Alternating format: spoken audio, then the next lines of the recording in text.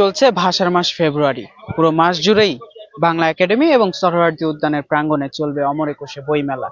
আজ বইমেলার পঞ্চম দিন। এরই মধ্যে জমে উঠতে শুরু করেছে বাঙালির প্রাণের এই মেলা। আমরা দেখছি লেখক, পাঠক, দর্শনার্থীদের সমাগমে জমে উঠেছে বইমেলা।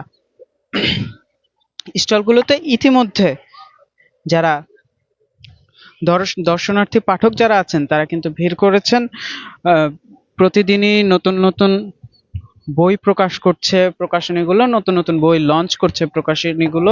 এবার বইমেলায় প্রায় ৮ শতাধিক বই স্টল বসেছে। আমরা এই মুহূর্তে আছি পুঁথি নিলয় স্টল থেকে। বেশ সুন্দর কিন্তু সাজিয়েছে এই স্টলটা, বেশ সুন্দরভাবেই সাজানো হয়েছে। বইয়ের বড় বড় বইয়ের উপরে দাঁড়িয়ে আছে এই স্টলটি। এই পাশে এই পাশে একটি স্টল আছে যেটা আরবি ক্যালিগ্রাফি দিয়ে সাজানো হয়েছে। এ পাশে আরেকটি স্টল আছে যেটিও আরবি ক্যালিগ্রাফির মাধ্যমে সাজানো হয়েছে। আমরা দেখেছি যে মানে এবারকার বইমেলাগুলোতে কিন্তু ধর্মীয় ইসলামিক বইগুলোর এবং স্টলগুলোর সংখ্যা কিন্তু আগের বইমেলাগুলোর তুলনায় বেশ বেড়েছে। ধর্মীয় বইগুলোর প্রতি বইগুলো স্টলগুলোতে কিন্তু পাঠকদের সমাগমও চোখে পড়ার মতো।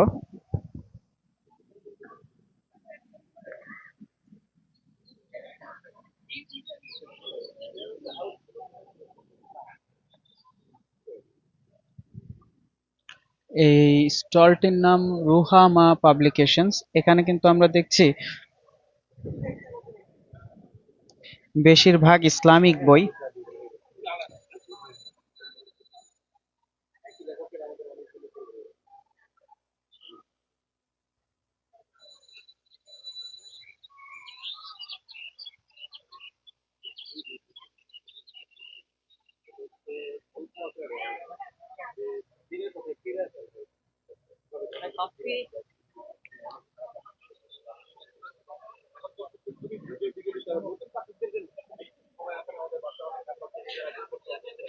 তারপরে এর পাশেই কিন্তু আরো একটি ইসলামিক স্টল আছে, আমরা দেখছি।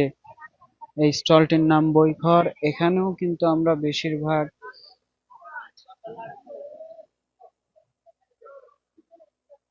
ইসলামিক বই দেখছি, ধর্মীয় বই যেগুলো আছে।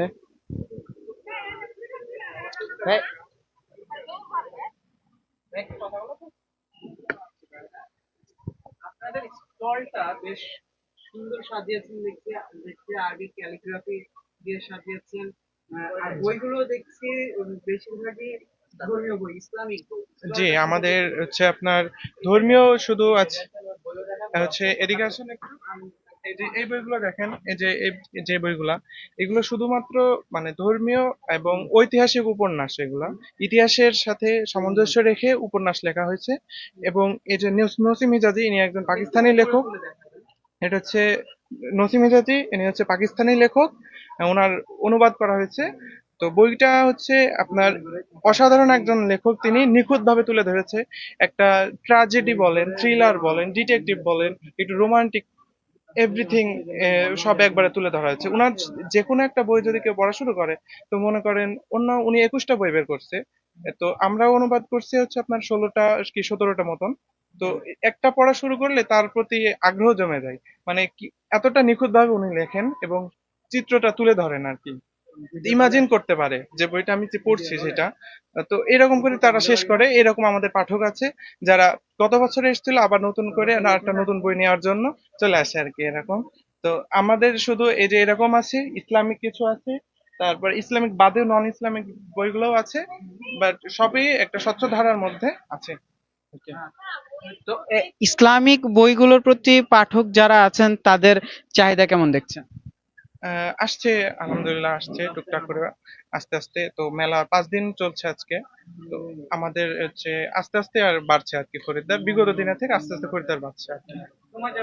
জি জি জি। আচ্ছা, ধন্যবাদ। আমরা যেমনটি এখানে দেখাচ্ছিলাম যে এই যে স্টলগুলো, এখানে কিন্তু ইসলামিক বইগুলোর যোগান যেমন বেড়েছে, ইসলামিক বইগুলোর স্টলের সংখ্যা যেমন বেড়েছে, তেমন কিন্তু পাঠকদের সংখ্যাও বেড়েছে, পাঠকদের দৃষ্টিও কিন্তু আকর্ষণ করছে এই স্টলগুলো। এখানে কিন্তু অনেক আচ্ছা, আপনাদের এবার কয় কয়টি বই নিয়ে এসেছেন মেলায়?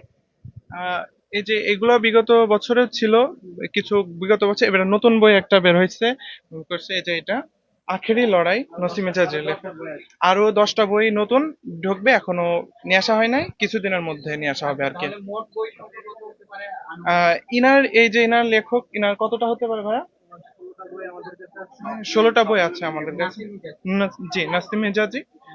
আচ্ছা, এই আর কি। ধন্যবাদ। আচ্ছা,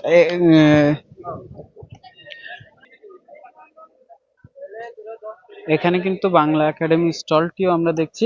আরেকটি স্টল আমরা যদি একটু সামনে এগিয়ে দেখাই, বইমেলা উপলক্ষে কিন্তু প্রত্যেকটি প্রকাশনীগুলো তাদের স্টল সাজানোর জন্য আহ, বিভিন্ন কনসেপ্টের ওপর কনসেপ্ট বেইজ স্টলগুলো সাজায়। এখানে যে স্টলটি আপনার এই বইমেলায় আসলে চোখে পড়বে সেটি হচ্ছে বাতিঘর প্রকাশনীর আহ, বাতিঘর প্রকাশনীর স্টলটি।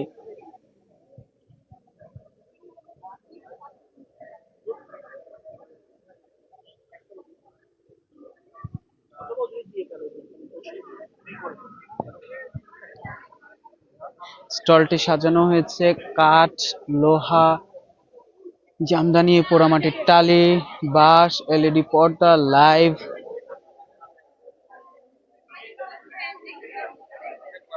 মুঘ মানে যত প্রাকৃতিক উপাদানগুলো আছে সেগুলো দিয়েই কিন্তু সাজানো হয়েছে। এখানে প্লাস্টিকের ব্যবহার তারা এড়িয়ে গেছেন, বেশিরভাগই কাঠ দিয়ে সাজানো হয়েছে। আমি যদি একটু দূর থেকে স্টলটি আপনাদের দেখাই,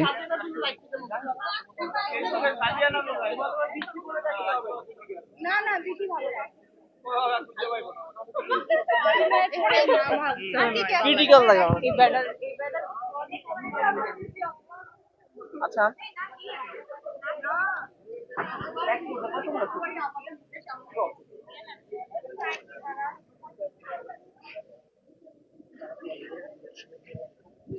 এরপরে আর একটি স্টল যেটি আপনাদের নজর কাড়বে সেটি হচ্ছে এখানে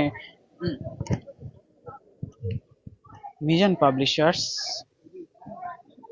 যেমনটা বলছিলাম আমরা যে বড় বড় প্রকাশনী যেগুলো আছে সেগুলো কিন্তু স্টল সাজানোর জন্য বিভিন্ন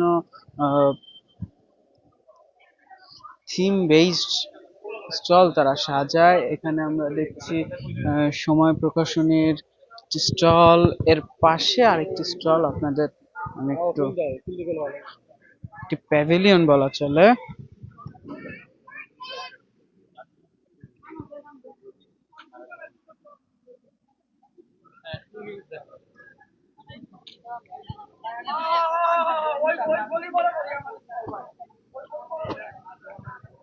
জাতীয়তাবাদী প্রকাশনী সংস্থা অর্থাৎ বাংলাদেশ জাতীয়তাবাদী দল বিএনপির স্টল, এটি একটি প্যাভিলিয়ন তারা করেছে। প্যাভিলিয়নে তাদের দলের প্রতিষ্ঠাতা মেজর